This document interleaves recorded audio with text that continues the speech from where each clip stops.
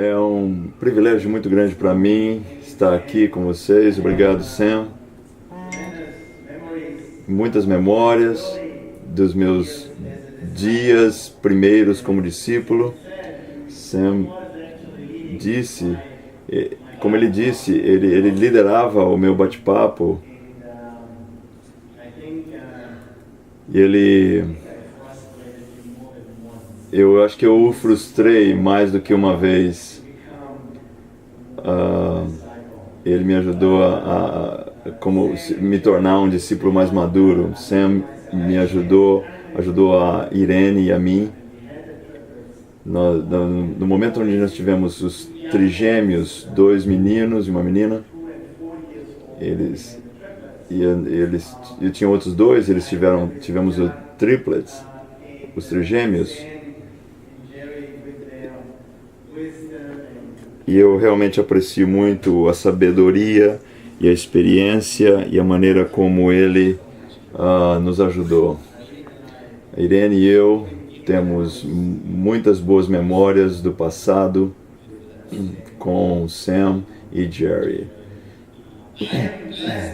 Eu sou muito abençoado de ser parte da igreja de Boston. Eu não sei se você sabe, mas é uma igreja com 2.300 membros e eu tenho estado na igreja toda a minha vida espiritual. Eu me tornei um discípulo lá, minha esposa, 3 dos meus filhos se casaram lá na igreja. Eu sou muito grato pela igreja. Não é uma igreja perfeita.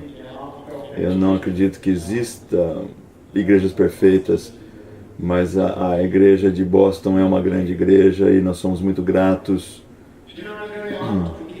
Eu estou muito honrado de estar aqui hoje.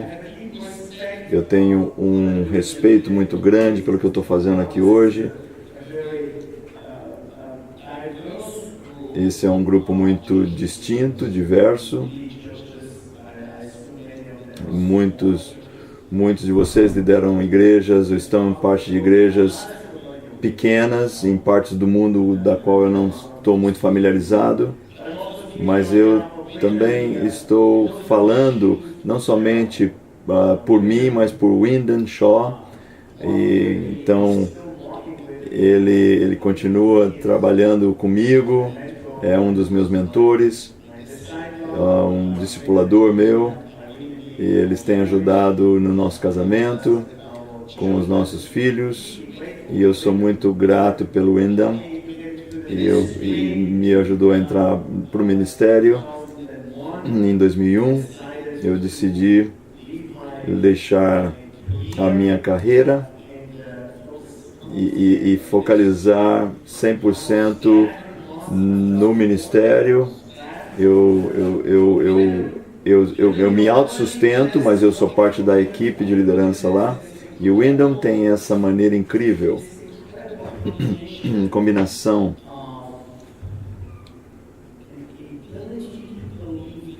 Ele acredita em você.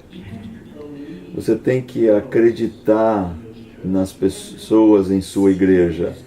Você tem que vê-los como Deus os vê. O Wyndham tem isso. Ele sempre acreditou em mim. Teve um momento onde eu estava indo muito mal espiritual, mas ele acreditou em mim. Mas ele também nunca era sentimental com o meu pecado. Ele nunca comprometia, e por causa da visão que ele tinha e por causa do futuro, ele abria mão das convicções. E é isso que eu pensava, é isso que eu quero ser como um líder de igreja. Eu quero ter visão pelas pessoas, eu quero enxergar além dos problemas, mas ao mesmo tempo a coisa fica melhor e melhor quando falamos a verdade em amor. Por favor, ore por ele. Ele está passando por alguns problemas físicos, de saúde, sérios. Então ele precisa de nossas orações. Falando sobre presbiterato hoje e amanhã, nós temos 4 sessões. E eu gostaria de fazer o seguinte. Eu gostaria de inspirar uma visão sobre a presbiterato na sua igreja. Não importa qual o tamanho da sua igreja, quão pequena a sua igreja seja. Eu quero inspirar uma visão do presbiterato no Caribe, na América Central e na América do Sul.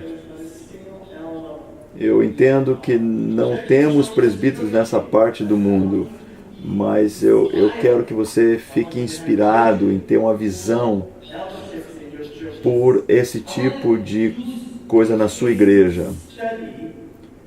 Nós vamos estudar algo aqui, um caso que vamos estudar, e a gente vai. Eu sou da Alemanha, eu tenho um pai que é da Estônia, meu nome é Estônio, perto da Rússia, norte da Rússia, abaixo da Finlândia, é um dos países bálticos, perto de Lituânia, Látvia. Estônia tem a sua própria língua e cultura. Meu pai deixou a Estônia na Segunda Guerra Mundial, foi para a Alemanha e teve seus filhos lá. E eu com 3 filhos, eu cresci na Alemanha, mas depois fui para Boston, me tornei discípulo lá. E eu fui meio longe, já tinha uma certa idade. Em 1986, eu tenho 61 anos de idade. Quando você é 30, você tem 30, você fala que acha que 40 é velho. Agora eu tô me considerando velho, mas nem tão velho assim. Europa tem muitas semelhanças no que diz respeito ao reino, no que diz respeito com a América do Sul, a América Central e Caribe. Europa é um caso que estudamos, temos feito muitas coisas lá para construir o presbiterato lá. E eu quero que a gente fale sobre uma estrutura, que eu quero que vocês pensem o que significa ter um corpo de presbíteros na minha região. O que significa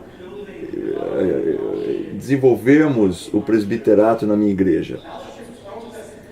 E presbiterato não simplesmente acontece por acaso e simplesmente cresce como grama. É algo mais metódico que é necessário. E algumas chaves para o sucesso. Nós fizemos muitos erros e vocês não têm que cometer os mesmos erros. E agora nós queremos que todos vocês, não importa onde você esteja, use essas discussões para se autoexaminarem. Não existe uma maneira de falar sobre presbiterato no reino de Deus sem falar sobre liderança como um todo.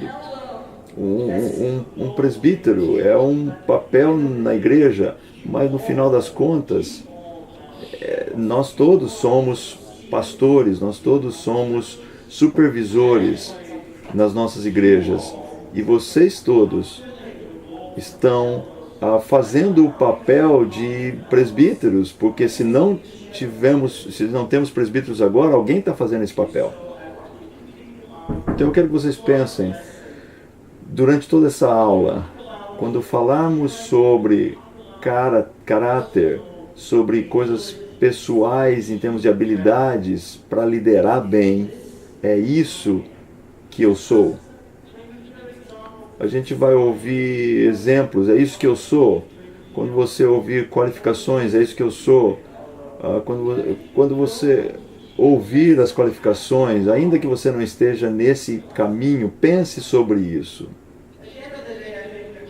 No final das contas, as qualificações para presbíteros, as expectativas que Deus tem para os presbíteros tem que ser expectativas que cada líder no reino de Deus deve desejar. Eu quero que vocês pensem nas perguntas que vocês talvez porventura tenham. Não é sobre liderança, não é sobre a minha lição, é o que é que você precisa, o que é que você necessita. Então escreva suas perguntas e a gente vai ter um tempo para isso, talvez mais amanhã do que hoje, mas a gente vai falar sobre essas perguntas.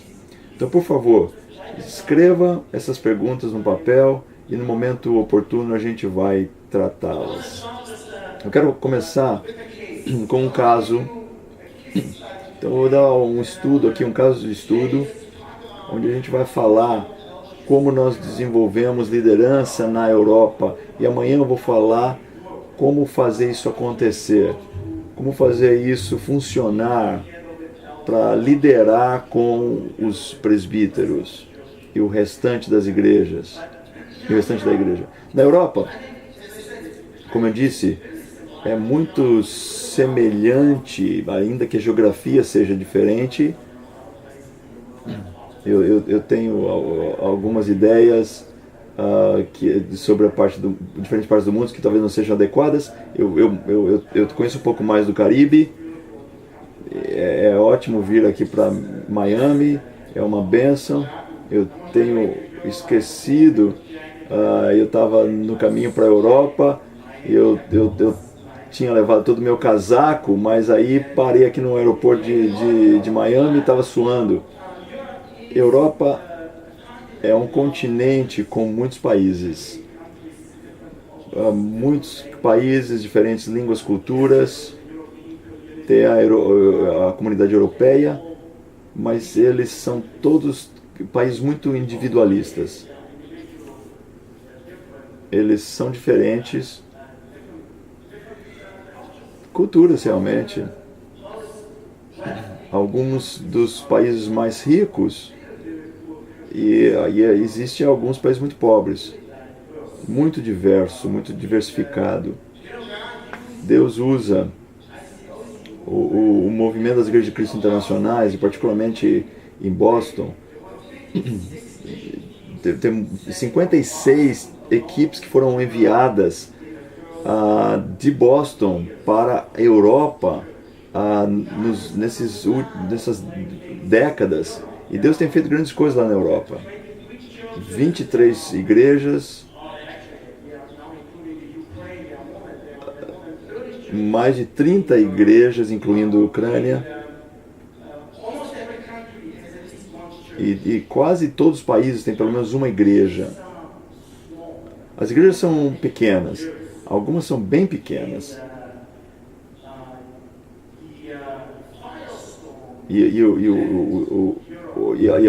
Aquela tempestade que tivemos deixou a Europa devastada.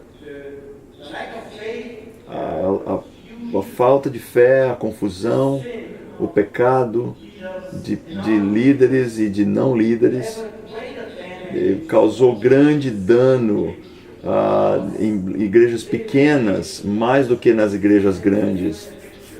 Eu tenho minha família numa grande igreja. Quando as coisas não vão bem, é ruim. Nós tivemos nossos desafios em Boston, mas numa igreja pequena, se Boston encolhesse de 3.000 e tantos membros para 2.000, ainda continuaria sendo uma igreja grande de 2.000. Ainda tem uma série de coisas que pessoas podem ser ajudadas. Então, mas se uma igreja pequena diminui para 50%, você tem uma igreja em casa. E você sabe do que eu estou falando. Isso aí é duro, é difícil. Então, Europa, muitas igrejas. Teve 4 igrejas tinham 4 igrejas que tinham mais de 100 membros. A maioria delas era pequena. Entre 20, 30, 40 membros. Tivemos muita falta de confiança. 10 anos atrás, quando eu comecei a me envolver com a Europa, tinha muita falta de confiança. não somente nas igrejas de Cristo internacionais da América, mas sobre o que a Bíblia realmente fala. Falta de convicção, muita confusão. Nós, obviamente, trouxemos os evangelistas para os Estados Unidos. Não tinha nenhum presbítero em toda a Europa. Eu me envolvi com a missão europeia, a Sociedade Europeia de Missões. Tinha uma sociedade de missões, mas sempre nós continuamos dando e ofertando para esse grupo de missões. Caiu um pouco a contribuição, mas sempre a gente estava dando. E tinha fundos para isso, para missões na Europa. E eu me envolvi com esse conselho de missões. Nós construímos uma infraestrutura. E quando a gente estava fazendo isso, a gente estava pensando sobre presbíteros. Uns 5, 6, 7 anos atrás, nós sentimos que mandar evangelistas e focalizar nisso não era suficiente. Ainda tinha muita confusão. Precisávamos de liderança-chave. Precisamos levantar equipes de liderança com pessoas não tempo integral ou com evangelistas tempo integral e aí construir uma estrutura eclesiástica mais como a igreja deveria ser liderada. Nunca abandonamos a ideia de que precisamos de evangelista. É essencial no reino de Deus o papel dos evangelistas. Muitas igrejas querem se livrar dos evangelistas. Essa tendência a reagirmos ao passado ou sobre-reagirmos. E nós jogamos o bebê junto com a água suja do banho. Nós temos essa tendência de sobre-reagir. Do ponto de vista da missão da sociedade missionária, nós temos uma convicção sobre que o papel do evangelista deve continuar, é valorizado. Nós não damos dinheiro para uma igreja que nós sentimos que não tinha o desejo de ter um evangelista. Mas é muito fácil talvez para a gente racionalizar e se você não tem alguém que pode implementar a missão na sua igreja, nós não vamos dar dinheiro para isso. Bom, dinheiro pode ser usado para influenciar, então a gente precisa ser cuidadoso com isso, mas nós reestabelecemos o papel do evangelista e estabelecemos a necessidade por um grupo de liderança, uma equipe de liderança. E isso tem que ser aprendido, isso não é natural. Em muitas igrejas, o que aconteceu na Europa provavelmente é o que acontece em muitos dos seus países na região do mundo onde você está. As igrejas são novas, temos ministérios universitários e casados com algumas crianças novas, mas à medida em que eles vão crescendo, amadurecendo, ficam mais velhos, a igreja para de crescer e a idade média da igreja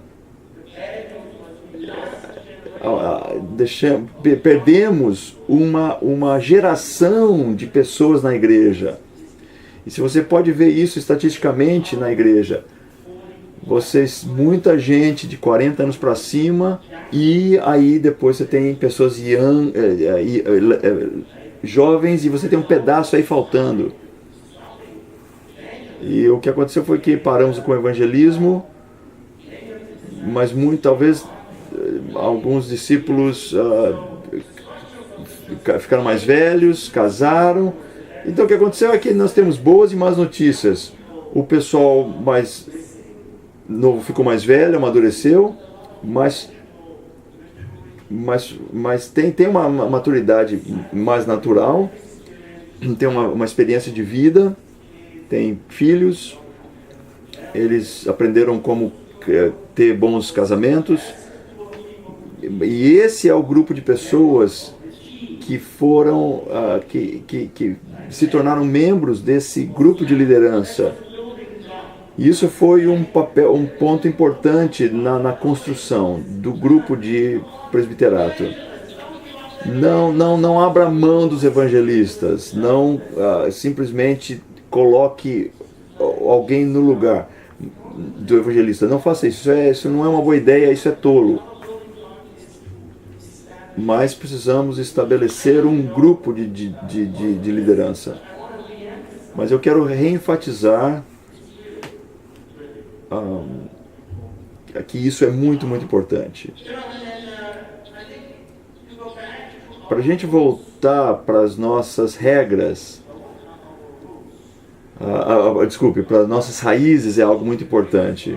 Eu ensino lá na Escola de Missões de Boston, e eu ensino sobre o movimento de restauração, sobre a história da igreja, e nós temos raízes incríveis. Como movimento, como a igreja, nós temos raízes incríveis. As raízes do movimento de restauração, a ideia que nós podemos implementar a igreja do Novo Testamento hoje, a ideia de que a Bíblia fala de maneira autoritária sobre a maneira de construir igrejas, e a ideia de que nós podemos ser mais unidos e não divididos. A tragédia do movimento de restauração foi que a gente pode mudar e reverter alguma coisa, ao invés de ficar unido e ficamos diversificados por causa da interpretação da Bíblia. O movimento de restauração se tornou algo, na verdade, muito dividido, porque debate-se sobre tudo e não se concorda sobre nada, e tudo se tornou uma questão de convívio. Como é que você faz isso? Como é que você faz aquilo? Como é que você faz a sociedade de missões? Como é que você faz aquela outra coisa? Então, se você não sabe sua história, se você não conhece e presta atenção na sua história, você está fadado a repetir os mesmos erros. Essa é uma citação que é um fato. E nós devemos ser muito cuidadosos, na minha opinião. Estamos numa encruzilhada. Tem muitas encruzilhadas no nosso caminho. Tem encruzilhadas no seu caminho, na sua vida pessoal e na vida da igreja. E na vida do movimento. E nós temos que decidir, vamos para a esquerda, vamos para a direita. Se não decidirmos, vai ser decidido por você. O entendimento do que aconteceu nas nossas raízes é muito importante. O que é bom sobre as nossas raízes? A Bíblia é o livro que pode ser usado para decidir. A Bíblia é o que nós somos, o povo da Bíblia, que é a autoridade máxima. Tem muita coisa que Deus, na sua infinidade de conhecimento, não colocou na Bíblia, especialmente sobre construção de igreja. Mas o precedente bíblico para presbiterato está muito claro lá na Bíblia. É tão claro quanto o batismo, como Jesus ter ressuscitado da morte. E a igreja ter presbiterato é bíblico. Nós temos colocado isso por lá de fora, porque talvez não tenhamos tido sucesso em implementar isso bem. Nós temos que ser cuidadosos entre um conceito e a nossa inabilidade de implementar aquele conceito de maneira apropriada. Só porque não somos bons em implementar, não significa que o conceito está errado. Nós temos que olhar e ver como, talvez a maneira como fizemos foi errado. É muito simples. Nós temos grandes unidades nessa sala, mas muita gente lá na Europa estava dizendo: nós não precisamos estar unidos com os grupos. Isso é um negócio muito sério. Só porque você experimentou algo ruim sobre liderança, e teve muito disso, não significa que liderança é algo errado.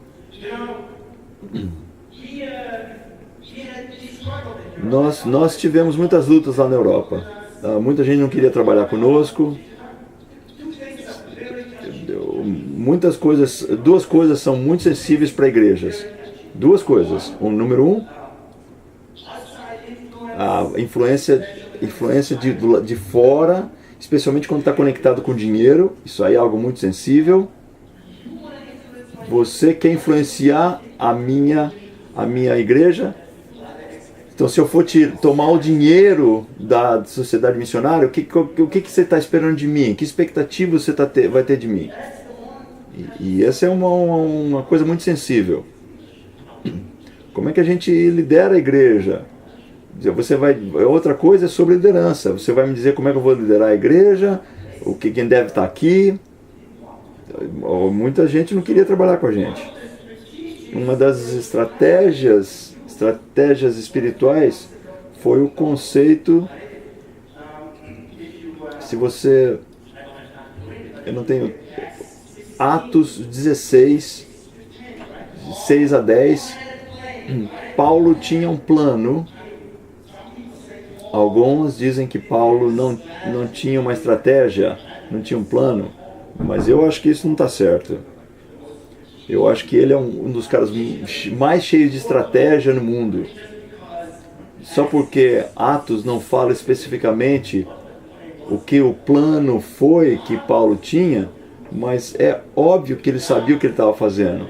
Era óbvio que ele tinha um plano, uma visão. Eu vou para a Ásia. Em Atos 16 ele fala sobre o Espírito Santo evitando que Paulo fosse para tal lugar. Eu não sei como ele fazia isso, o Espírito Santo. Você sabe como perguntar para o Espírito Santo para te ajudar com a sua decisão? Você sabe quando o Espírito Santo está falando com você? Eu tinha um irmão que mandou um e-mail alguns dias atrás. E ele disse: o que se tivéssemos um alvo na igreja de Boston, de todos sermos mais cheios do Espírito? E aí ele colocou todo esse monte de coisas nesse e-mail, toda essa explicação do porquê ninguém concordaria com esse alvo, essa meta espiritual. Eu estava lendo e pensando: vamos lá, vai. Isso não é prático. Como é que eu vou saber? Aí eu pensei, não, esse irmão está certo. Ele está certo. Se estivermos cheios do Espírito Santo, se realmente sabemos o que o Espírito Santo está dizendo para nós, a gente faria decisões muito melhores. Nós oramos por decisões. Algumas vezes nós oramos e jejuamos. E devemos fazer isso. O que talvez nós não sejamos muito bons em fazer é ler. Algumas vezes a gente tem que esperar o Espírito Santo nos dizer. Como é que o Espírito Santo vai nos dizer? Eu não sei. Talvez uma porta que se abre. Então, um irmão falando algo que todo mundo fala: opa, isso faz sentido. Eu não sei. Mas o Espírito Santo disse para Paulo: não, eu não quero que você vá para a Ásia. Paulo não podia, ele tentou. Nós temos muitos problemas com visto na Europa. Americanos conseguiam liderar uma igreja lá em termos de trabalhar no ministério, é algo difícil. Algumas vezes eles vão dizer: ok, talvez o Espírito Santo vai dizer sim ou não. Eu não quero que você vá para aquele país agora. Simplesmente para não impedir que conseguimos um visto. O Wyndham é muito bom sobre isso. Em Boston ele criou essa coisa de sinal verde e sinal vermelho. A gente tem uma decisão complicada de fazer e a gente tem uma visão de sinal verde e sinal vermelho. Vamos tentar entender o que significa, o que vai levar para a gente chegar a essa decisão. A gente tem dinheiro suficiente, a gente tem o apoio da congregação, a gente tem um prédio que está disponível. Então a gente ora sobre esses pontos e pedimos para que Deus nos dê um sinal verde ou vermelho. É uma maneira fabulosa de espiritualmente termos uma maneira de decidir uma decisão, fazer uma decisão. Se tem uma oportunidade, uma equipe de liderança que está disponível de trabalhar conosco, ou alguns candidatos que qualificam para isso. Tínhamos 2 ou 3 igrejas que queriam construir presbiterato. Milano, tinham 60, Milano na Itália, 60 membros, estava lá por muito tempo, situações muito difíceis, e eles disseram: nós queremos isso, nós queremos trabalhar com vocês para estabelecer um presbiterato na igreja. Então nós mandamos um casal de missionários por 3 anos, os Selepo, que estavam lá. Eles têm estado na igreja por muito tempo. Eles foram para lá, para Milano, como evangelista e líder de mulheres. E eles construíram lá e depois tiveram que sair de lá por questões familiares. E eles estão agora na Nova Inglaterra.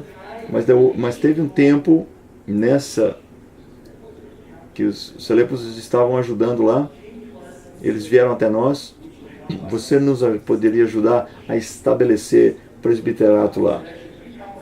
E tinham três casais que faziam parte desse treinamento, muito semelhante em Munique e também em Paris. Então, 2012, nós tivemos em 3 cidades um total de 8 candidatos para o presbiterato. 2, 2 e 4. 4 em Paris. Os McGurks de Boston foram para Paris para liderar a igreja. Era uma das maiores igrejas que tínhamos na Europa e foi de 600 para 60 membros. Algo horrível. Não foi bom, muita confusão, muitas pessoas deixaram a igreja, eles não queriam ter nada a ver conosco, eles se isolaram por muito tempo. Em algum ponto eles disseram: nós precisamos de ajuda. E John e Carol, então ele está lá trabalhando, ele estava em Boston como evangelista e presbítero, e é ótimo ter presbíteros que são construtores de igreja. Eu vou falar amanhã um pouco mais sobre o fato de que um bom presbítero tem que ser um ótimo construtor de igrejas. Mas você não tem que ser que você tem que ser no Ministério Tempo Integral, você não tem que ser experiente, mas você tem que ter o coração para construir uma igreja. John e Carol foram para Paris, não para ser presbíteros, mas como evangelista e líder de mulheres. Eles reorganizaram a igreja, eles construíram confiança, inspiraram, e aí vieram e disseram: nós precisamos um corpo de presbíteros. John é um evangelista, e ele também é um presbítero, mas ele não estava funcionando como presbítero lá em Paris. Mas ele tinha um entendimento da importância. E tinham casais que estavam interessados e eram maduros e tinham a qualificação, ou potencialmente qualificados.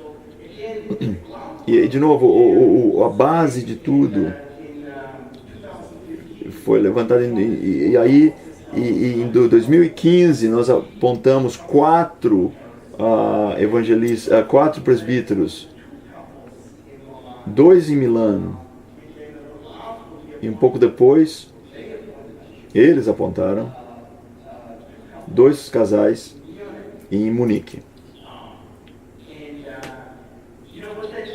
O que isso faz, o que isso acontece é que você aponta casais como esses, numa região geográfica, e as outras igrejas começam a falar, eles têm presbíteros lá em Paris, em Munique, em Milano, por que a gente não tem presbítero na nossa igreja? Então se torna algo que é inspiracional. Então, algumas coisas que são importantes, que eu acredito são elementos importantes para se construir o presbiterato. Você tem que começar com um grupo de candidatos. E você não pode ser muito estreito nessas qualificações. Mas você tem que ter as qualificações, mas não ser muito estreito nisso, esperar que cada um tenha todas as características para todos os filhos serem batizados. Se você vê alguém indo na direção certa, os filhos estão indo bem, então eles podem ser candidatos ao treinamento. Tem um grupo grande, um bom grupo. Olhe na igreja, na congregação, quem é que pode? Fale com eles sobre isso, dê a visão para eles de serem presbíteros. Chame-os de presbíteros em treinamento.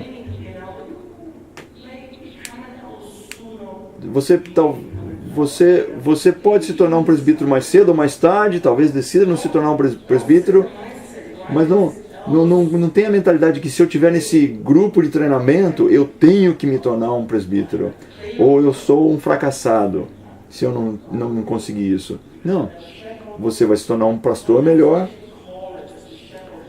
Talvez você possa chamar de um grupo de pastores para evitar algumas expectativas erradas. Para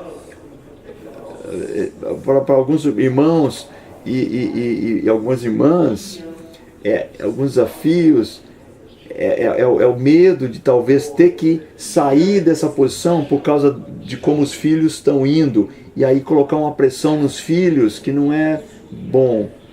Esse temor é real, é um temor verdadeiro. As crianças sabem, os filhos sabem das qualificações que os presbíteros têm que ter. Eles não são tolos, eles sabem o que é preciso, e essa pressão é muito grande. Eles sentem essa pressão, não importa o que você fale para eles. É por isso que ponha um fardo mais leve.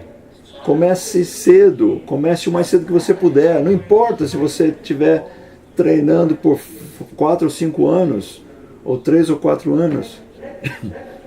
Deixe que o processo aconteça. Não se preocupe tanto com o tempo. Deixe esse grupo de treinamento de presbíteros já ser algo incrível como parte da sua liderança, independente de qualquer coisa. Mas a igreja sabe que tem um grupo de pessoas que estão sendo treinadas para serem presbíteros. Pessoas que estão motivadas para serem pastores. Deixa eu ser um pastor melhor no domingo. O que significa isso? Nós temos 4, 5 casais que podem fazer isso, que são motivados a fazer isso. Então, tem um grupo, comece cedo. Tenha treinadores experientes, não tem que ser necessariamente alguém na sua igreja. Wendell e eu temos ajudado as igrejas na Europa, e pode ser alguém de um outro local. Na verdade, talvez isso seja uma boa ideia, que talvez alguém que não esteja na sua igreja, para dar essa pessoa vai ter uma credibilidade, uma reputação. E eu vou falar sobre isso mais um pouco. A missão, o Conselho de Missões, a Sociedade de Missões tem que estar envolvida com isso e apoiando para que isso aconteça. O Wyndham, eles pediram para minha esposa e eu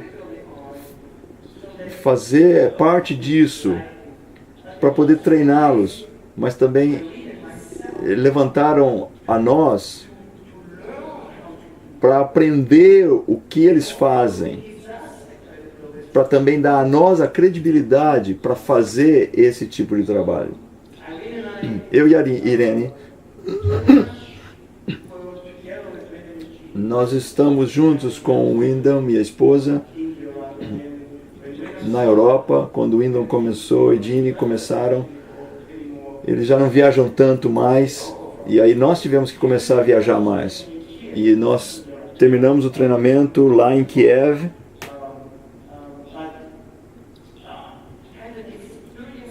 Ter um casal experiente para fazer isso, e se tiver um outro casal também para suplementar, melhor ainda. E o pessoal ver e entender como é que o processo funciona. E a gente vai falar sobre isso depois.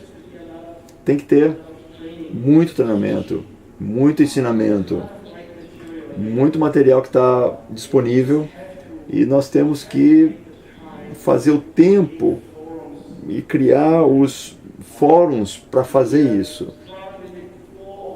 4 ou 5 sessões significantes por ano, onde você chama todo mundo junto, final de semana. Normalmente funciona melhor no final de semana, porque as pessoas têm trabalho. Vocês convidam eles para virem na sexta, e a gente vai embora no domingo à noite ou à tarde, e é um tempo muito intenso de treinamento durante esses dias.